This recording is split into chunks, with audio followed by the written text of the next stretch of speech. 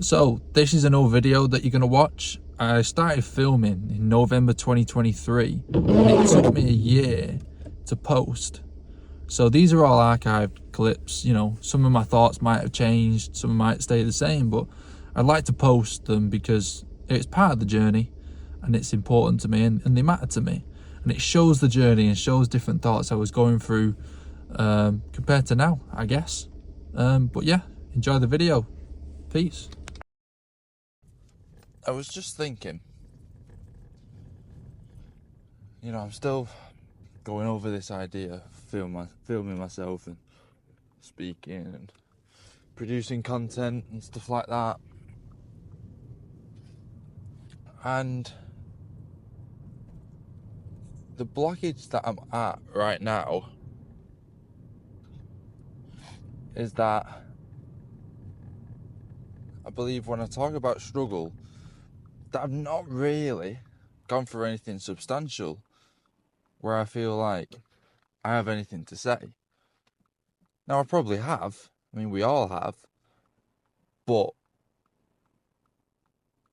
how can I compare my struggle to someone who's starving in Africa, someone who's lost a parent, someone who's got a drug addiction or alcohol addiction, or, been to prisons, coming out of prison and turning their life around?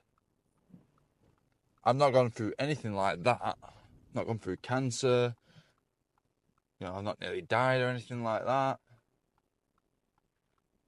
And I just struggle to sit here and talk as if I know what I'm on about for everyone in the world. And then it sort of hit me that I don't have to do that. The one thing I know, and the one thing I've learned, is that you've got to talk about your struggle to someone. You can't just keep it all inside. You need to have other people help you. They don't have to physically help you, but, someone's just got to be there for you. No matter what the struggle is. And then I thought, can we really compare struggle? Because if we've hit our max struggle at that moment in time, that's your max struggle. That's how much that's how much struggle you've ever had in your life. So you can't really compare. You can't really compare with other people because you've hit your max.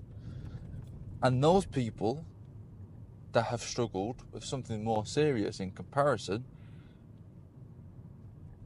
once was at your stage, and I bet they wanted some advice, or I bet they wanted some form of support or path to go by, to know what to do, basically. Come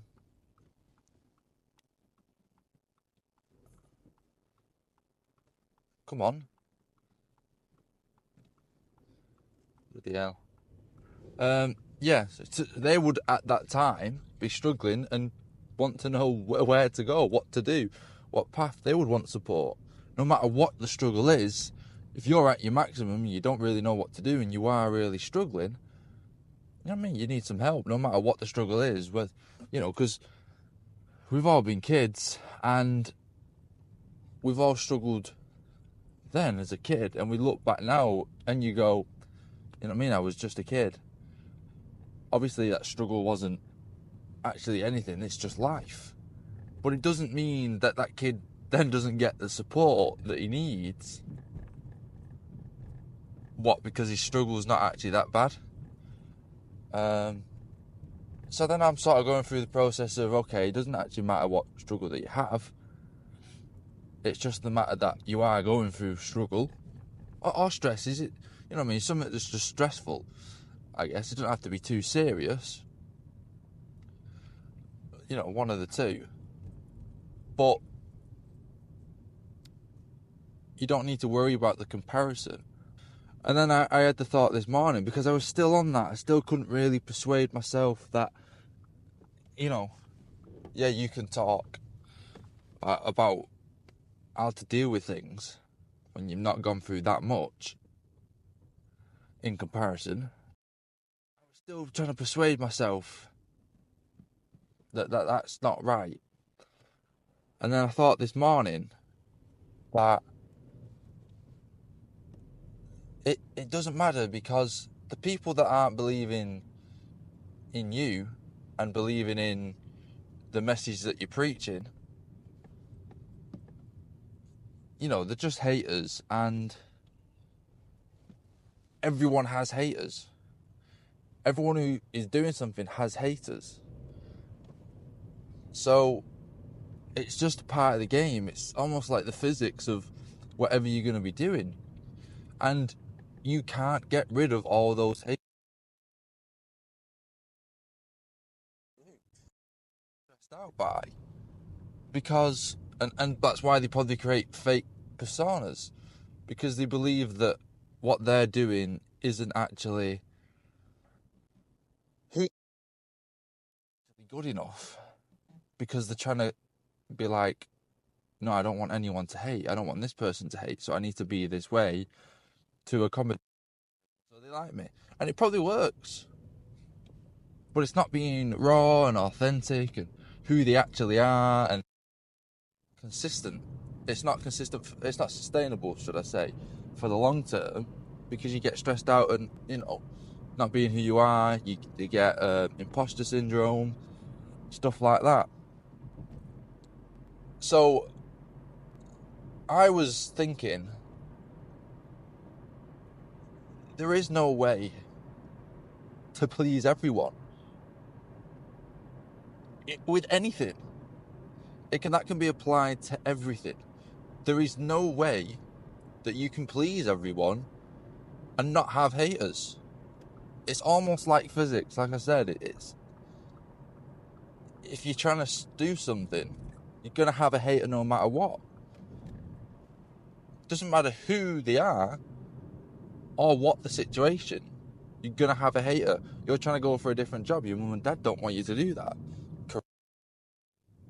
It's a hater. I mean, then they might be right, you might be wrong. You will never know that until it actually happens. They're just going off their own experience. They don't fully know. There's got to be that first person that does something to change the mould. Maybe they know you and they don't think, you're at this moment strong enough to go through that, whatever situation, and trying to change the world. Who knows? But that's just an example. It's not personal to me. That's not something that's happening to me. But yeah, you're always going to have the haters. You can do about it, and I think accepting that will help me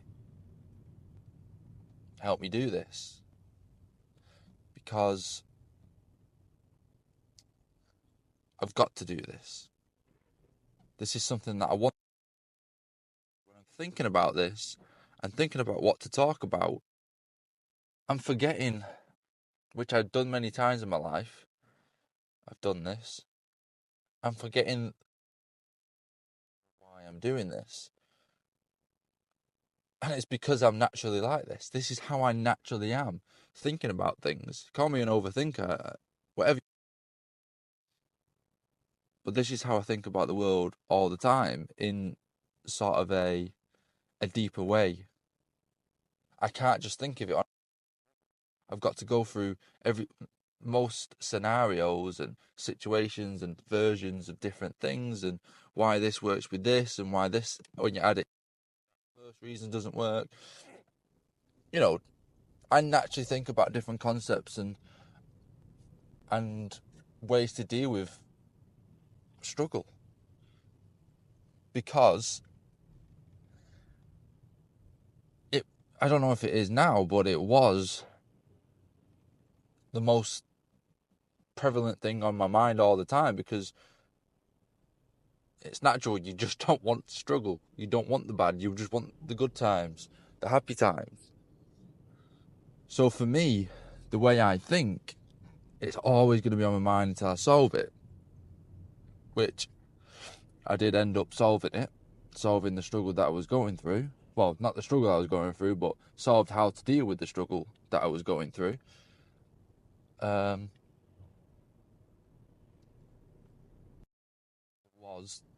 got to talk about it. So this is the answer for me, because this helps me the most. This is the reason I'm doing it, because it is for me. And as a second to that, someone else might be listening to this and it may help them. But that's not the aim necessarily. It's not the first priority. Because this is what I need to do. I need to talk about what's on my mind and stuff. And I find it hard sometimes to do that. Just naturally, because life happens, you know? When do you bring things up? When do you have time for things, stuff like that? And, you know, different people are also busy. So I'm you know, I found a solution and I'm trying to find the best way to consistently do it. And this video, well, these videos that I'm going to make and a future podcast that I want is the answer, because it's talking and it's getting everything out there and it's being raw and authentic and honest and insecure. So, yeah. That's it. Peace.